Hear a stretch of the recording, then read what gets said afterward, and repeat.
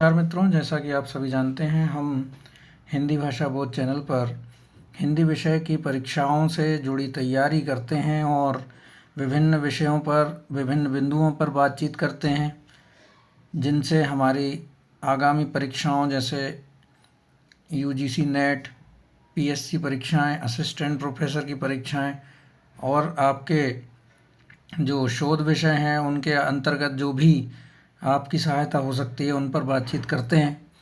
इसी के अंतर्गत आज हम पथ के साथी, जो कि महादेवी वर्मा का संस्मरणात्मक रेखा चित्र है, उस पर बातचीत करेंगे और इसके अंतर्गत हम इसका परिचय लेंगे, महादेवी वर्मा जी का परिचय लेंगे, जीवन परिचय के बारे में बात करेंगे और महत्वपूर्ण कथनों पर भी बातचीत करेंगे। इनके जो संस्मरण हैं विभिन्न, उनके बिंदुओं पर बातचीत करेंगे। पहले हम महादेवी वर्मा जी का जीवन परिचय प्रारंभ करते हैं। जीवन परिचय के अंतर्गत महादेवी वर्मा का जन्म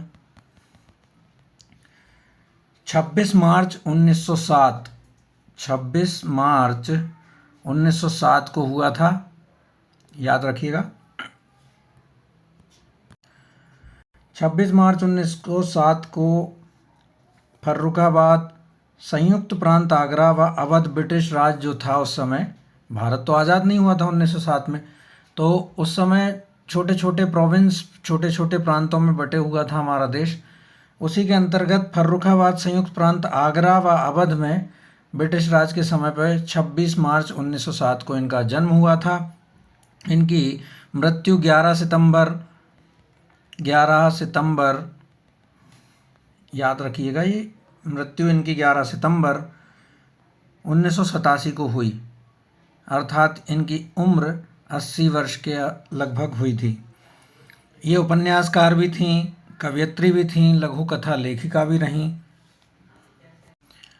और इनकी विभिन्न कविताएं विभिन्न पत्र पत्रिकाओं में छपी। महादेवी वर्मा उपन्यासकार, कवयित्री और लघु कथा लेखिका थीं और इनके अलावा इनकी कई रचनाएं प्रकाशित हुई थी और इनको कई पुरस्कार भी प्राप्त हुए भारत सरकार के द्वारा और विभिन्न अकादमियों के द्वारा, चूँकि ये बहुत उच्च कोटि की रचनाकार रही थी और ये छायावाद आंदोलन से भी जुड़ी रहीं, तो ये भी याद रखिएगा। ये लघुत्रयी के रूप में काम करती थी। इनका जो दो त्रयी थीं, एक लघुत्रयी, एक दीर्घत्रयी। लघुत्रयी के अंतर्गत 3 वर्मा काम करते थे, ये भी याद रखिएगा। कौन कौन से वर्मा थे? महादेवी वर्मा थीं और भगवती चरण वर्मा थे और राम कुमार वर्मा थे, याद रखिए। और बृहत्त्रयी में प्रसाद पंत निराला थे, ये आपको याद होगा ही। छायावाद के जो लघुत्रयी के अंतर्गत इन्होंने अपनी योगदान दिया था और इनके बारे में जानकारी और ले लेते हैं हम। इनकी जीवनी में इनका परिवार जो था फर्रुखाबाद में था और जो कि यूपी में है वर्तमान में। 7 पीढ़ियों में पहली बार पुत्री का जन्म हुआ था। ऐसा बताते हैं कि 200 वर्ष में 7 पीढ़ियों में इनके परिवार में पहली बार पुत्री का जन्म हुआ था। इनकी बहुत अच्छे से लालन पालन हुआ, चूँकि ये 200 वर्ष 150 वर्ष के आसपास इनकी जन्म हुआ था पहली पुत्री का, तो मतलब स्वाभाविक है कि इनका बहुत अच्छे से लालन पालन हुआ होगा। इनके पिताजी का नाम था गोविंद प्रसाद वर्मा, जो कि भागलपुर, जो अब बिहार में है, एक कॉलेज के प्राध्यापक थे। इनकी माता हेमरानी देवी धर्मपरायण स्त्री थीं, बचपन से ही रामायण, गीता और विनय पत्रिका का पारायण करती थीं। इनके पिता जो थे एक बुद्धिवादी व्यक्ति थे। इनके जो मानस भाई थे, जो मानस बंधु थे, वो 2 लोग थे जो इनसे राखी बंधवाते थे, सुमित्रा नंदन पंत और निराला जी थे। और निराला जी और इनके बारे में तो बहुत अच्छी चर्चित कहानियाँ भी हैं कि भाई बहन का रिश्ता था और बहुत आत्मीय लोग थे ये लोग। इनकी शिक्षा जो हुई थी इंदौर में मिशन स्कूल से प्रारंभ हुई थी। संस्कृत, अंग्रेजी, संगीत और चित्रकला की आदि इन्होंने पारंगत थी ये। और बाद में 1919 में क्रास्थवेट कॉलेज इलाहाबाद में इन्होंने प्रवेश लिया, वहाँ पे छात्रावास में भी रहने लगी थी। 1921 में 8वीं कक्षा में प्रांत भर में प्रथम स्थान प्राप्त किया था। 1925 में मैट्रिक की परीक्षा उत्तीर्ण की थी। सफल कवयित्री थीं और इनकी जो जूनियर थीं स्कूल में वो सुभद्रा कुमारी चौहान भी थी और वहाँ से ही इनकी मित्रता भी हो गई थी। वैवाहिक जीवन में 1916 में उनके बाबा बांके बिहारी ने इनका विवाह बरेली के पास नवाबगंज जो है कस्बे के निवासी स्वरूप नारायण वर्मा से कर दिया था। 10वीं कक्षा के विद्यार्थी थे उस समय वे, और वर्मा जो थे इंटर करके लखनऊ मेडिकल कॉलेज में बोर्डिंग हाउस में रहने लगे थे। महादेवी वर्मा जो थी क्रास्थवेट कॉलेज इलाहाबाद के छात्रावास में रहती थी। महादेवी वर्मा को वैवाहिक जीवन से विरक्ति हो गई थी, कारण कुछ भी रहा हो, पर स्वरूप नारायण वर्मा से कोई वैमनस्य नहीं था ऐसा बताया जाता है। और विभिन्न कार्य इनके जो था आप सभी जानते हैं इनकी कितनी परिपूर्ण कृतियां हैं और इन्होंने कितना योगदान दिया हिंदी साहित्य में। प्रमुख कृतियों के बारे में पढ़ लेते हैं। प्रमुख कृतियां हैं निहार जो कि 1930 में प्रकाशित हुआ था, रश्मि 1932 में, नीरजा 1934 में, सांध्य गीत 1936 में, फिर दीपशिखा 1942, सप्तपर्णा 1959, प्रथम आयाम 1974, अग्निरेखा 1990। गद्य साहित्य में अतीत के चलचित्र और स्मृति की रेखाएं, संस्मरण में पथ के साथी, मेरा परिवार और अन्य संस्मरण। भाषणों का संकलन भी था इनका जो 1974 में प्रकाशित हुआ था संभाषण के नाम से। निबंध में इन्होंने लिखा था श्रृंखला की कड़ियाँ, विवेचनात्मक गद्य, साहित्यकार की आस्था एवं अन्य निबंध, संकल्पिता। ललित निबंध इनका था क्षणदा शीर्षक से प्रकाशित हुए थे। कहानियाँ इनमें गिल्लू इन्होंने लिखी थी जो कि एक रेखा चित्र के नाम से भी जानी जाती है। संस्मरण रेखा चित्र और निबंधों का संग्रह हुआ था 1963 में जो कि हिमालय नाम से प्रकाशित हुआ था। इनके पुरस्कार और सम्मान भी देख लेते हैं। 1943 में मंगला प्रसाद पारितोषिक और भारत भारती सम्मान प्राप्त हुआ था साहित्य अकादमी। 1956 में इनको पद्म भूषण की उपाधि प्राप्त हुई थी और साहित्य अकादमी जो कि इनसे पहले किसी महिला ने सदस्य के रूप में सदस्यता ग्रहण नहीं की थी, इन्होंने 1971 में साहित्य अकादमी की सदस्यता ग्रहण करी और ये पहली महिला बनी उसके सदस्य होने के नाते। 1988 में पद्म विभूषण मिला था इनके मरणोपरांत। 1987 में तो इनकी मृत्यु हो गई थी। इसी प्रकार बहुत सारे पुरस्कार हैं। सेक्सरिया पुरस्कार, द्विवेदी पदक, यामा के लिए इनको ज्ञानपीठ पुरस्कार मिला था, नीरजा के लिए सेक्सरिया पुरस्कार मिला था और भी बहुत सारे पुरस्कार मिले थे। अब हम आते हैं पथ के साथी पर। आप सभी जानते हैं पथ के साथी जो कि 1956 में प्रकाशित हुआ था। 1956 में प्रकाशित हुआ था और पथ के साथी महादेवी वर्मा द्वारा लिखे गए संस्मरणों का संग्रह है जिसमें उन्होंने समकालीन रचनाकारों, इनके जो समकालीन रचनाकार थे उनसे जो मुलाकातें हुई थी, जो वार्तालाप हुए थे उनके बारे में एक संस्मरणात्मक रूप में लिखा है, उसका चित्रण किया है। जिस सम्मान और आत्मीयतापूर्ण ढंग से उन्होंने इन साहित्यकारों का जीवन दर्शन और स्वभावगत महानता को स्थापित किया है वह अपने आप में बड़ी उपलब्धि है। पथ के साथी में संस्मरण भी हैं और महादेवी द्वारा पढ़े गए कवियों के जीवन पृष्ठ भी हैं। उन्होंने एक ओर साहित्यकारों की निकटता, आत्मीयता और प्रभाव का काव्यात्मक उल्लेख किया है, दूसरी ओर उनके समग्र जीवन दर्शन को परखने का प्रयत्न भी किया है। पथ के साथी में रविंद्रनाथ ठाकुर, मैथिली शरण गुप्त, जयशंकर प्रसाद, सूर्यकांत त्रिपाठी निराला, सुमित्रानंदन पंत, सियाराम शरण गुप्त के उत्कृष्ट शब्द चित्र हैं। अब ये सियाराम शरण गुप्त जो थे ना वो मैथिली शरण गुप्त के ही छोटे भाई थे, ये भी याद रखिएगा। पथ के साथी में महादेवी वर्मा का सुभद्रा कुमारी चौहान पर संस्मरण भी मिलता है। महादेवी ने बालिका से लेकर वृद्धा तक, निम्न से लेकर उच्च वर्ग तक, विधवा से लेकर सधवा तक, अशिक्षिता से लेकर साहित्यकर्मी तक, घरेलू स्त्री से लेकर स्वतंत्रता सेनानी तक सब पर अपनी लेखनी चलाई है। संस्मरणों के संग्रह जो है वो 11 संस्मरण है, इसमें याद रखिएगा, बहुत महत्वपूर्ण है। पथ के साथी में 11 संस्मरणों का संग्रह किया गया है, जो कि इस प्रकार हैं। मैथिली शरण गुप्त के लिए इन्होंने दद्दा शब्द उपयोग किया है। निराला भाई, स्मरण प्रेमचंद प्रसाद, सुमित्रा नंदन पंत, फिर उसके बाद सुभद्रा कुमारी चौहान, प्रणाम रविंद्रनाथ ठाकुर, पुण्य स्मरण महात्मा गांधी, राजेंद्र बाबू राजेंद्र प्रसाद, जवाहर भाई जवाहरलाल नेहरू, संत राजर्षि पुरुषोत्तम दास टंडन, ये तीनों राजनीतिक पुरुष थे चारों। और इनके अलावा जो थे वो साहित्यकार थे। तो कितने थे? चार थे राजनीतिक पुरुष और 7 जो थे वो साहित्यकार थे, ऐसा भी पूछा जा सकता है। और जो टॉपिक्स हैं, जो मूल बिंदु हैं, इनके नाम से पूछा जा सकता है कि मैथिली शरण गुप्त के लिए उन्होंने किस शब्द का प्रयोग किया है शीर्षक में, तो दद्दा।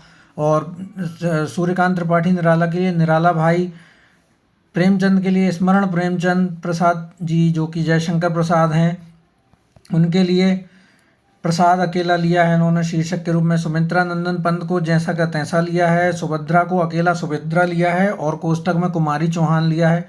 रविंद्रनाथ ठाकुर जो हैं उनके लिए प्रणाम शीर्षक लिया है और महात्मा गांधी के लिए पुण्य स्मरण। राजेंद्र बाबू अर्थात बाबू राजेंद्र प्रसाद जो कि हमारे राष्ट्रपति भी रहे, और जवाहर भाई जो हैं अर्थात जवाहरलाल नेहरू जो प्रथम प्रधानमंत्री रहे, और संत राजर्षि पुरुषोत्तम दास टंडन। इस प्रकार से इन्होंने 11 शीर्षक दिए हैं। अब इसके आगे जो है इसकी एक भूमिका है जो इस नाम से लिखी है इन्होंने, 2 शब्द।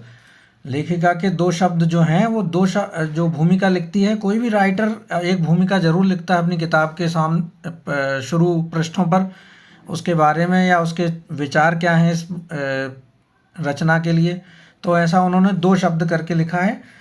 क्या लिखा है? साहित्यकार की साहित्य दृष्टि का मूल्यांकन तो अनेक आगत अनागत युगों में हो सकता है, पर उनके जीवन की कसौटी उसका अपना युग ही रहेगा। ये याद रखिएगा, ये पूछा जा सकता है। पर यह कसौटी जितनी अकेली है उतनी निर्भ्रांत भी। देश काल की सीमा में आबद्ध जीवन व इतना असंग होता है कि अपने परिवेश और परिवेशियों से उसका कोई संघर्ष ना हो, और ना यह संघर्ष इतना तरल होता है कि उसके आघातों के चिन्ह शेष न रहें। एक कर्म विविध ही नहीं विरोधी अनुभूतियाँ भी जगा सकता है।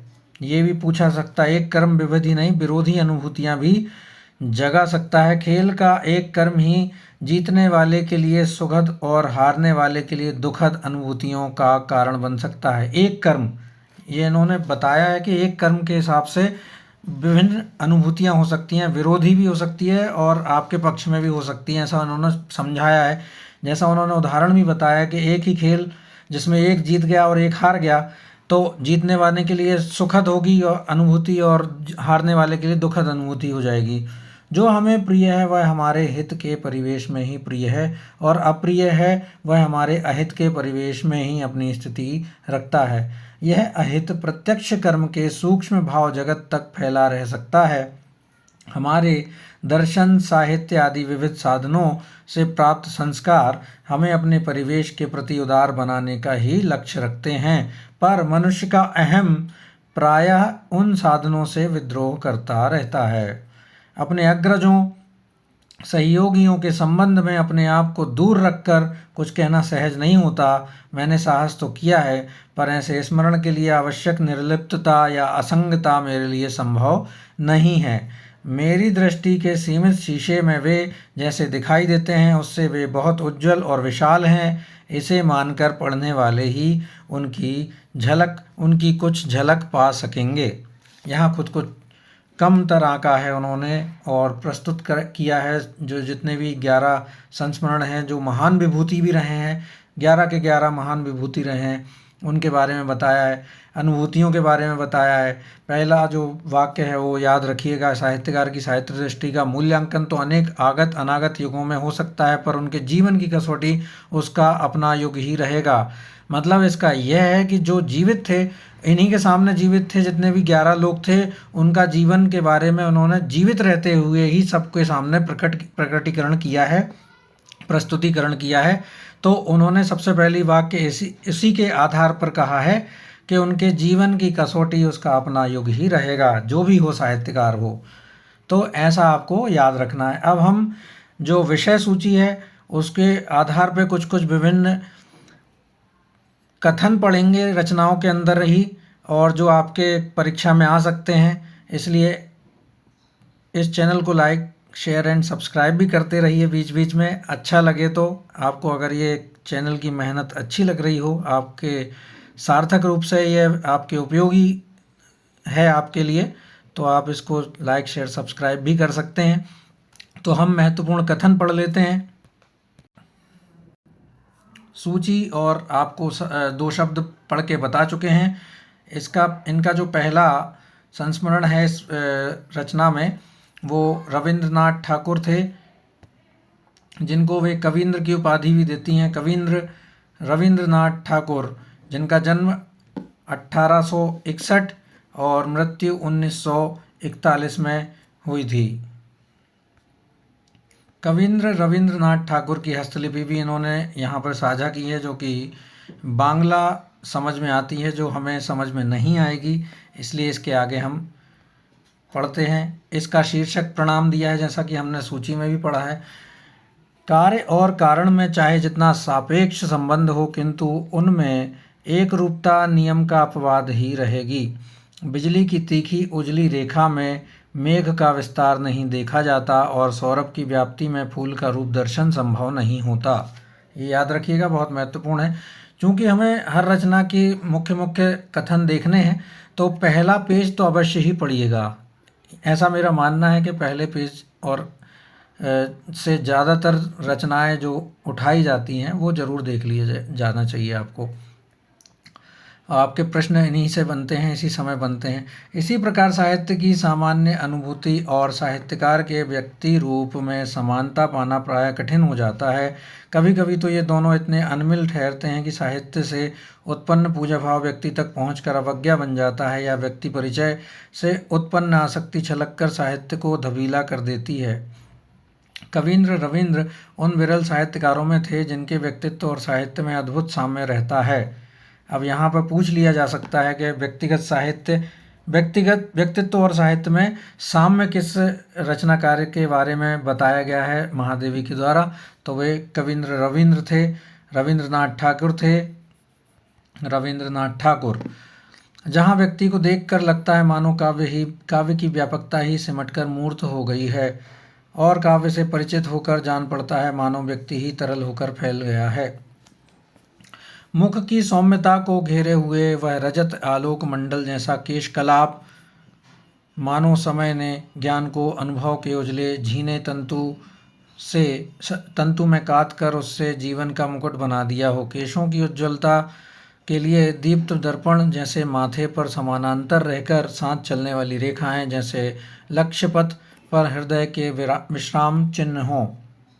कुछ उजली भ्रकुटियों की छाया में चमकती हुई आंखें देखकर हिमरेखा से घिरे अथाह नील जलकुंड का स्मरण हो आना ही संभव है।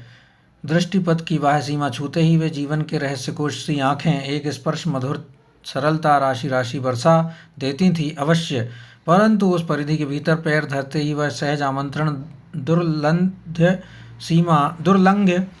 सीमा बनकर हमारे अंतरतम का परिचय पूछने लगता था। पुतलियों की श्यामता से आती हुई रश्मि रेखा जैसी दृष्टि से हमारे हृदय का निगूढ़तम परिचय भी ना छिप सकता था और न बहरूपिया बन पाता था। तो इस प्रकार से ये यहाँ पे उनका जो नाक नक्श हैं उनकी तुलना किस किस चीज़ से की है इसके बारे में बताया गया। अतिथि का हृदय यदि अपने मुक्त स्वागत का मूल्य नहीं आंक सकता, उसकी गहराई की थाह नहीं ले सकता तो उसे उस असाधारण जीवन के परिचय भरे द्वार से अपरिचित ही लौट आना पड़ता है। प्रत्येक बार पलकों का गिरना उठना मानो हम ही को तोलने का क्रम था। अब ये यहाँ पे उनकी मुलाकात जब हुई थी उसके बारे में बता रहे हैं।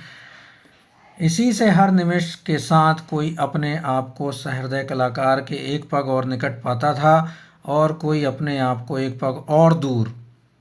उस व्यक्तित्व की अनेक शाखाओं और उपशाखाओं में फैली हुई विशालता सामर्थ्य में और अधिक सघन होकर किसी को उद्धत होने का अवकाश नहीं देती। उसकी सहज स्वीकृति किसी को उदासीन रहने का अधिकार नहीं सौंपती और उसकी रहस्यमयी स्पष्टता किसी को कृत्रिम बंधनों से नहीं घेरती। जिज्ञासु जब कभी साधारण कौतूहल में विचलने लगता था तब वह स्नेह तरलता हिम का दृढ़ स्तर बन जाने वाले जल के समान कठिन होकर उसे ठहरा लेना नहीं भूलती। इसी से उस असाधारण साधारणता के सम्मुख हमें यह समझते देर नहीं लगती थी कि मनुष्य मनुष्य को कुतूहल की संज्ञा देकर स्वयं भी अशोभन बन जाता है।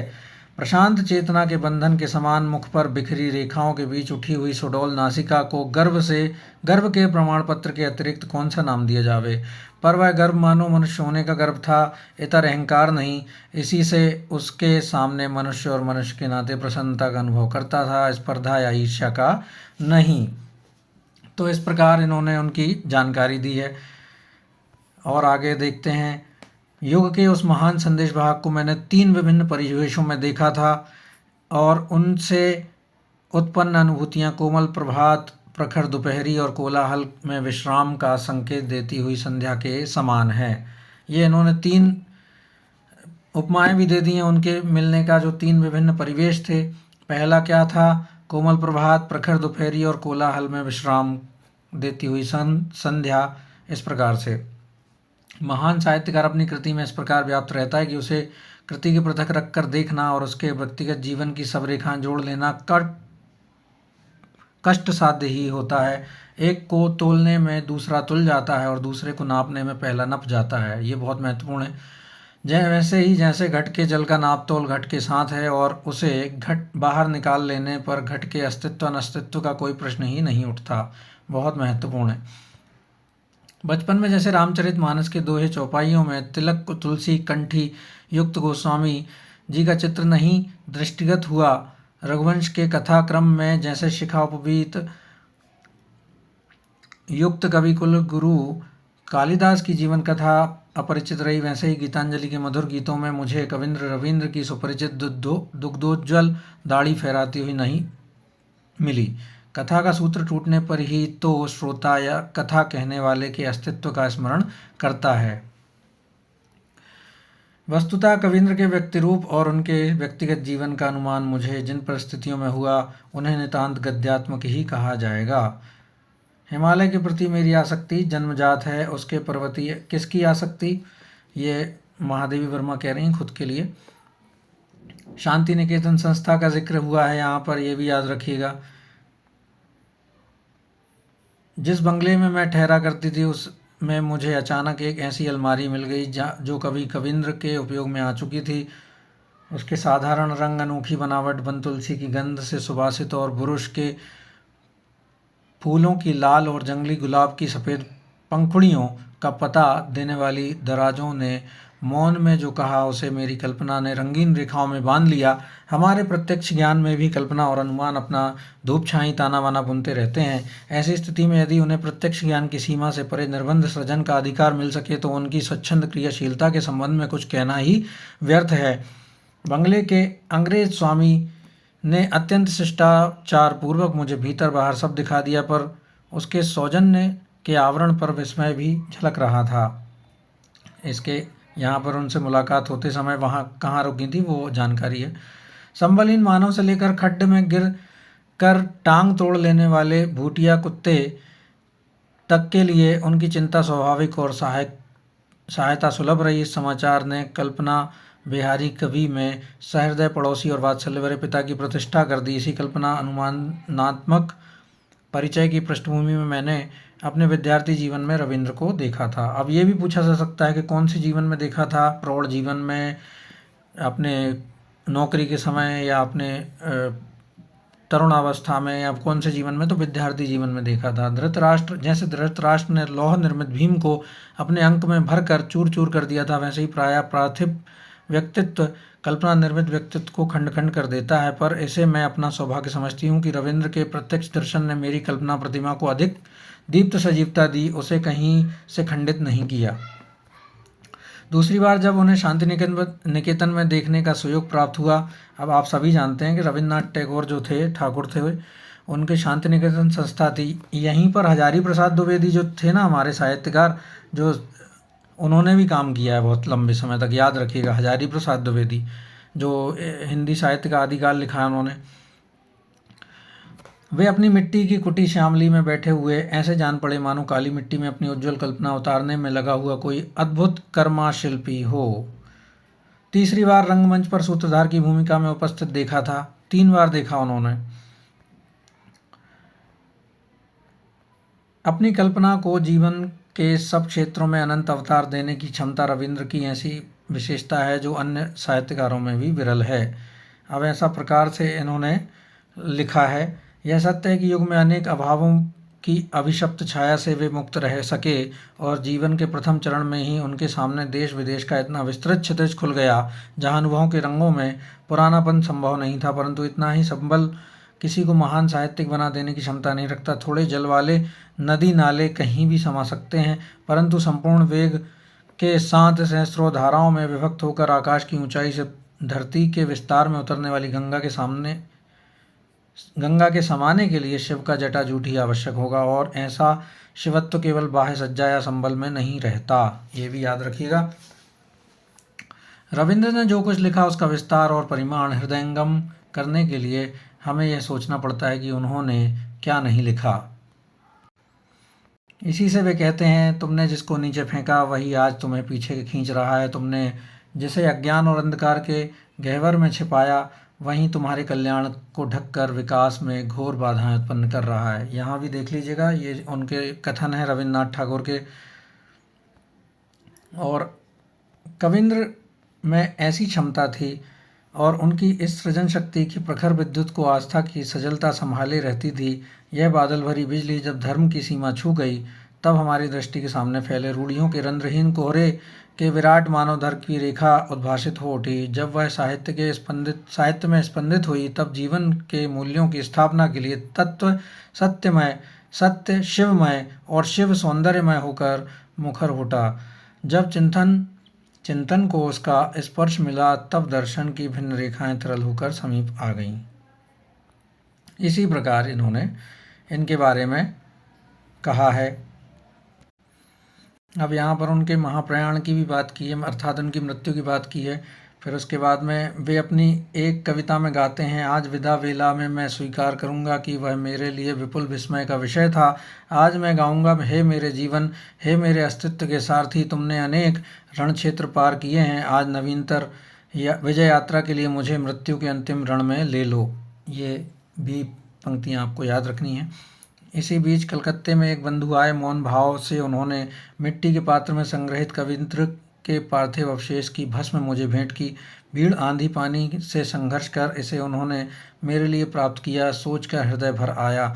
मानस पट पर शांति निकेतन का प्रार्थना भवन उदय हो आया। उसके चारों ओर लगे रंग बिरंगे शीशों से छन कर आता हुआ आलोक भीतर इंद्रधनुषी ताना बाना बुन देता था। संगमरमर की चौकी पर रखे हुए चंपक फूलों का धूम भ्रमरों के समान मंडराता था। उसके पीछे बैठे कविंद्र की स्थिर दिव्य आकृति और उससे सब ओर फैलती हुई स्वर की निस्तब्ध तरंगमाला, तो क्या यह उसी वीणा का भस्म शेष है जिसके तारों पर दीपक राग लहराता था।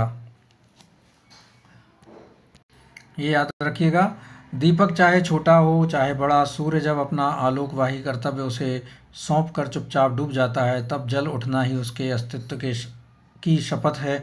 जल उठना ही उसका जाने वाले को प्रणाम है। जल उठना ही उसका जाने वाले को प्रणाम है। तो यह था कविंद्र रविंद्र, जिनका शीर्षक था प्रणाम। अब मैथिली शरण गुप्त के बारे में है। मैथिली शरण गुप्त जी की लिपि भी बताई है उन्होंने, इस प्रकार से लिखते हैं।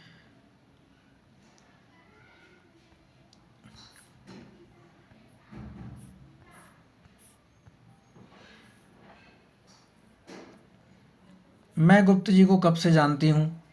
इस सीधे से प्रश्न का मुझसे आज तक कोई सीधा सा उत्तर नहीं बन पड़ा। प्रश्न के साथ ही मेरी स्मृति अतीत के धूमिल पृष्ठ पर उंगली रख देती है, जिस पर न वर्ष, तिथि आदि की रेखाएं हैं, न परिस्थितियों के रंग। केवल कवि बनने के प्रयास में बेसुध एक बालिका का छायाचित्र उभर आता है। ब्रजभाषा में जिनका कविकंठ फूटा है, उनके निकट समस्या पूर्ति का कल्पना व्यायाम अपरिचित न होगा। इन्होंने समस्या पूर्ति के ग्रंथ भी लिखे थे ना, मैथिली शरण गुप्त जी ने, उसके बारे में उन्होंने बताया। अब यहाँ पर देख लीजिएगा, उनसे दद्दा कहती थी वो, याद रखिएगा, दद्दा।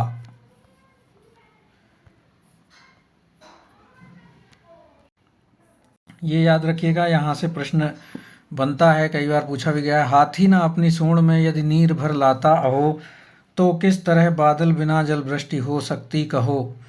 ये याद रखिएगा, समस्या पूर्ति के अंतर्गत इन्होंने उसका जवाब दिया था।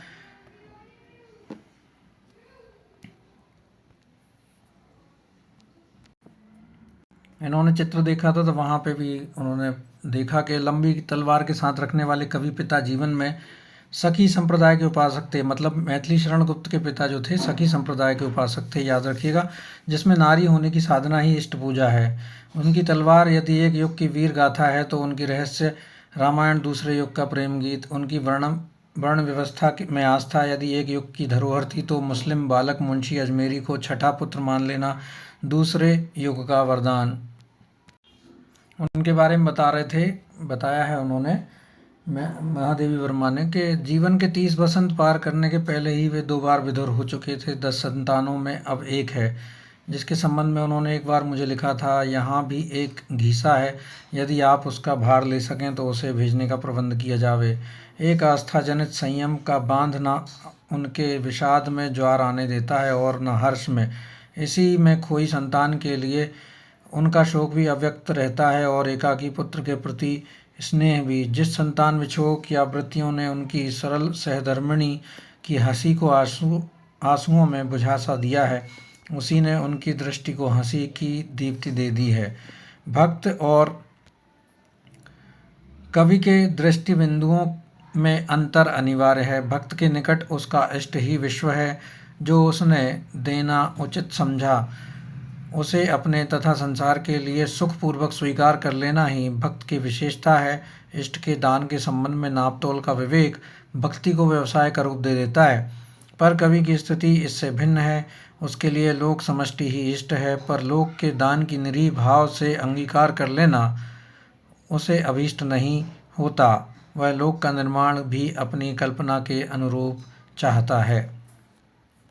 गुप्त जी कवि भी हैं और भक्त भी हैं, अतः निर्माण भी उनके स्वभाव में और निर्मित के प्रति आत्मसमर्पण भी, याद रखिएगा।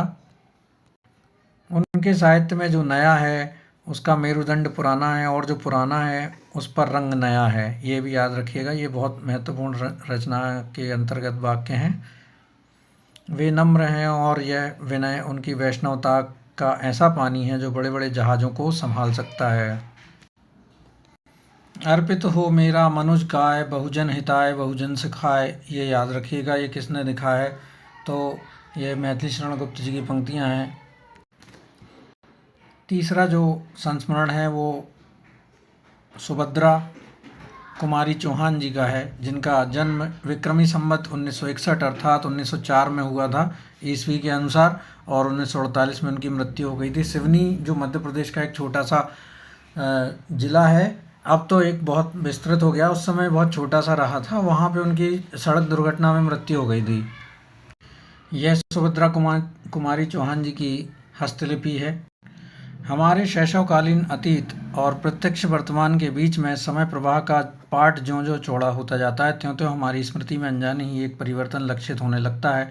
शैशव की चित्रशाला के जिन चित्रों से हमारा रागात्मक संबंध गहरा होता है, उनकी रेखाएं और रंग इतने स्पष्ट और चटकीले होते चलते हैं कि हम वार्धक्य की धुंधली आँखों से भी उन्हें प्रत्यक्ष देखते रह सकते हैं, पर जिनसे ऐसा संबंध नहीं होता वे फीके होते होते इस प्रकार स्मृति में धुल जाते हैं कि दूसरों के स्मरण दिलाने पर भी उनका स्मरण कठिन हो जाता है। यहाँ पर एक 7वीं कक्षा की विद्यार्थिनी, एक 5वीं कक्षा की। 7वीं कक्षा में सुभद्रा कुमारी चौहान पढ़ती थी और 5वीं कक्षा में ये पढ़ती थी महादेवी वर्मा। ये आपस में संवाद बताती हैं कि सुभद्रा कुमारी चौहान ने इनसे पूछा कि क्या तुम कविता लिखती हो?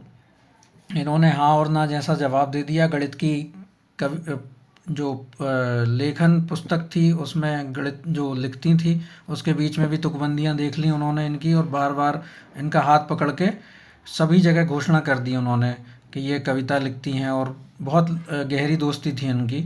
और इसके साथ साथ इन्होंने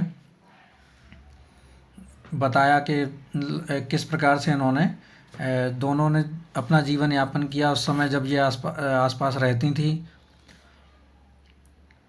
और किस प्रकार की इनकी मित्रता थी। मेरी चोट अभी भी दुख रही थी, परंतु उनकी सहानुभूति और आत्मीय भाव का परिचय पाकर आंखें सजल हो आईं।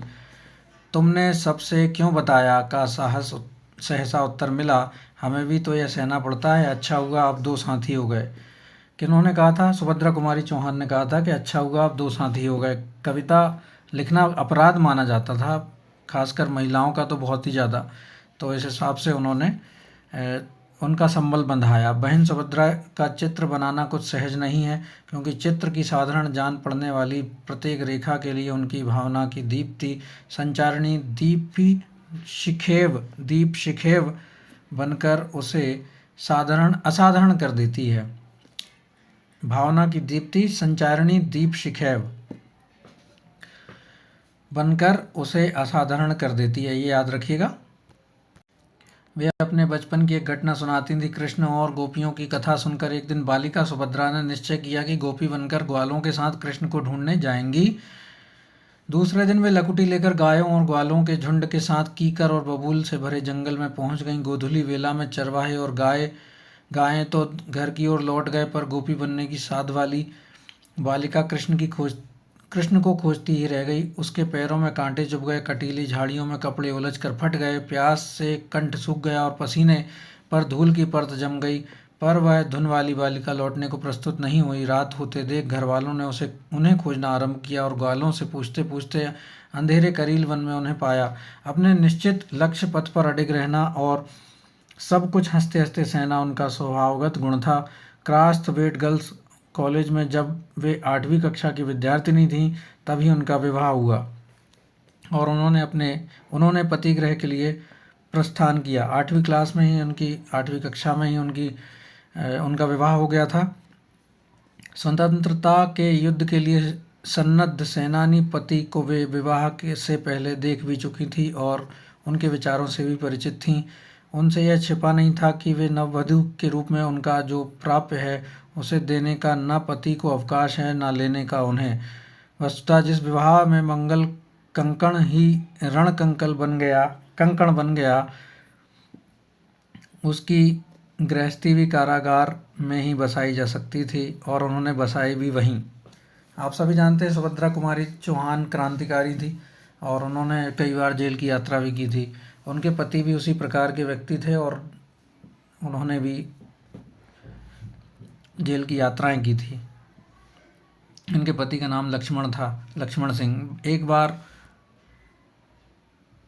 भाई लक्ष्मण सिंह जी ने मुझसे सुभद्रा जी की स्नेह भरी शिकायत की। इन्होंने मुझसे कभी कुछ नहीं मांगा। सुभद्रा जी ने अर्थ भरी हंसी में उत्तर दिया था, इन्होंने पहले ही दिन मुझसे कुछ मांगने का अधिकार मांग लिया था महादेवी। यह ऐसे ही होशियार हैं। मांगती तो वचन भंग का दोष मेरे सर पड़ता, नहीं मांगा तो इनके अहंकार को ठेस लगती है। जीवन के प्रति ममता भरा विश्वास ही उनके काव्य का प्राण है। सुख भरे सुनहले बादल रहते हैं मुझको घेरे, विश्वास प्रेम साहस हैं जीवन के साथी मेरे। ये सुभद्रा कुमारी चौहान ने लिखा है और ये उनकी लिपि में भी लिखा है शुरुआत में इस रेखा चित्र के, आप पढ़ लीजिएगा। मधुमक्षिका जैसे कमल से लेकर भटकटैया तक और रसाल से लेकर आँख तक सब मधुर तिक्त एकत्र करके उसे अपनी शक्ति से एक मधु बनाकर लौटाती है। वह बहुत कुछ वैसा ही आदान संप्रदान सुभद्रा जी का था। सभी कोमल कठिन सह असह अनुभवों का परिपाक दूसरों के लिए एक ही होता था। जब स्त्री का व्यक्तित्व उसके पति से स्वतंत्र नहीं माना जाता था तब वे कहती हैं, मनुष्य की आत्मा स्वतंत्र है, फिर चाहे वह स्त्री शरीर के अंदर निवास करती हो चाहे पुरुष शरीर के अंदर। इसी से पुरुष और स्त्री का अपना अपना व्यक्तित्व अलग रहता है। बसंत पंचमी को पुष्पाभरणा आलोक वसना धरती की छवि आंखों में भर कर सुभद्रा ने विदा ली। उनके लिए किसी अन्य विदा की कल्पना ही कठिन थी। एक बार बात करते करते मृत्यु की चर्चा चल पड़ी थी। मैंने कहा, मुझे तो उस लहर की सी मृत्यु चाहिए जो तट पर दूर तक आकर चुपचाप समुद्र से लौटकर समुद्र बन जाती है। सुभद्रा बोली, मेरे मन में तो मरने के बाद भी धरती छोड़ने की कल्पना नहीं है। मैं चाहती हूँ मेरी एक समाधि हो जिसके चारों ओर नित्य मेला लगता रहे, बच्चे खेलते रहें, स्त्रियाँ गाती रहें और कोलाहल होता रहे। अब बताओ, तुम्हारी नाम धाम रहित लहर से यह आनंद अच्छा है या नहीं? अब इसके बाद में अंतिम पंक्तियां हैं। यहीं कहीं पर बिखर गई वो छिन्न विजय माला सी, और ये समाप्त हो गया। सूर्यकांत त्रिपाठी निराला जो अगला संस्मरण है, ये चित्र भी इन्हीं का बनाया हुआ है। महादेवी वर्मा चित्रकला में भी पारंगत थी तो उन्होंने ही बनाया है, और ये उनकी लेखनी है। निराला जी ने अपने हाथ से जो लिखा है, नाची नटियाँ पदपात सुघर, इस प्रकार से ये आप देख लीजिएगा। एक युग बीत जाने पर मेरी स्मृति में एक घटा भरी अश्रुमुखी सावनी पूर्णिमा की रेखाएं नहीं मिट सकी हैं। उन रेखाओं के उजले रंग न जाने किस व्यथा से गीले हैं कि अब तक सूख भी नहीं पाए, उड़ना तो दूर की बात है। उस दिन मैं बिना कुछ सोचे हुए ही भाई निराला जी से पूछ बैठी थी, आपके किसी ने राखी नहीं बांधी? अवश्य उस समय मेरे सामने उनकी बंधन शून्य कलाई और पीले कच्चे सूत की ढेरों राखियां लेकर घूमने वाले यजमान खोजियों का चित्र था। पर अपने प्रश्न के उत्तर ने मुझे क्षण भर के लिए चौंका दिया। कौन बहन हम ऐसे भुक्कड़ को भाई बनावेगी? मैं उत्तर देने वाले के एकाकी जीवन की व्यथा थी। चुनौती यह कहना कठिन है, पर जान पड़ता है कि किसी अव्यक्त चुनौती के आभास ने ही मुझे उस हाथ के अभिषेक की प्रेरणा दी जिसने दिव्य वर्णगंध मधु वाले गीत सुमनों से भारती की अर्चना भी की है, और बर्तन मांजने, पानी भरने जैसे कठिन श्रम साधना के उत्पन्न श्वेत बिंदुओं से मिट्टी का श्रृंगार भी किया है। यहाँ पर उन्होंने निराला जी और उनके भाई और बहन के संबंध को बताया है। उन्होंने ऐसे ही उनको राखी बांधी थी, और उसके बाद में उनका जीवन आजीवन भाई बहन का रिश्ता रहा। उनके अस्त व्यस्त जीवन को व्यवस्थित करने के असफल प्रयासों का स्मरण कर मुझे आज भी हंसी आ जाती है। एक बार अपनी निर्बंध उदारता की तीव्र आलोचना सुनने के बाद उन्होंने व्यवस्थित रहने का वचन दिया। संयोग से तभी उन्हें कहीं से 300 रुपये मिल गए। वहीं पूंजी मेरे पास जमा कर उन्होंने मुझे अपने खर्च का बजट बना देने का आदेश दिया। जिन्हें मेरा व्यक्तिगत हिसाब रखना पड़ता है वे जानते हैं कि यह कार्य मेरे लिए कितना दुष्कर है। ना वे मेरी चादर लंबी कर पाते हैं, ना मुझे पैर से खुड़ने पर बाध्य कर सकते हैं, और इस प्रकार एक विचित्र रस्साकशी में 30 दिन बीतते रहते हैं। पर यदि अनुत्तीर्ण परीक्षार्थियों की प्रतियोगिता हो तो 100 में 10 अंक पाने वाला भी अपने आप को शून्य पाने वाले से श्रेष्ठ मानेगा। अस्तु, नमक से लेकर नापित तक और चप्पल से लेकर मकान के किराए तक का जो अनुमान पत्र मैंने बनाया वह निराला जी आले पर कपड़े की आधी जली बत्ती से भरा, पर तेल से खाली मिट्टी का दिया मानो अपने नाम की सार्थकता लिए जल उठने का प्रयास कर रहा था। सत्य का मार्ग सरल है, तर्क और संदेह की चक्करदार राह से उस तक पहुंचा नहीं जा सकता। इसी से जीवन की सत्य दृष्टाओं को हम बालकों जैसा सरल विश्वासी पाते हैं। ये याद रखिएगा। और अभी हम इस वीडियो को यहीं समाप्त कर रहे हैं। आगे आप चाहें तो ऑनलाइन इसकी PDF मिल जाती है और आप इसको डाउनलोड करके पूरा पढ़ सकते हैं। आशा है आपको ये सहायता मिलेगी इस वीडियो से, और अगर आपको पसंद आए तो लाइक शेयर सब्सक्राइब कर लीजिएगा। धन्यवाद आपका।